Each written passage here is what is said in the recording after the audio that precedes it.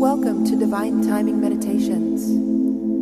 This is a verse from the Tao Te Ching. Please refer to the description box below to learn more about the Tao Te Ching and how to incorporate it into your daily life. The relaxing music here will continue for a few minutes after the verse is read aloud.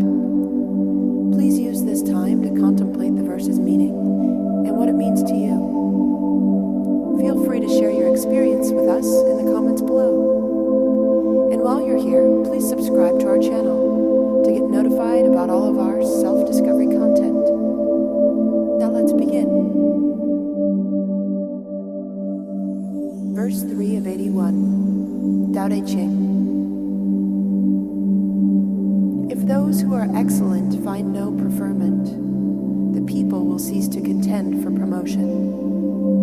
If goods that are hard to obtain are not favored, the people will cease to turn robbers or bandits. If things much desired are kept under cover, disturbance will cease in the minds of the people.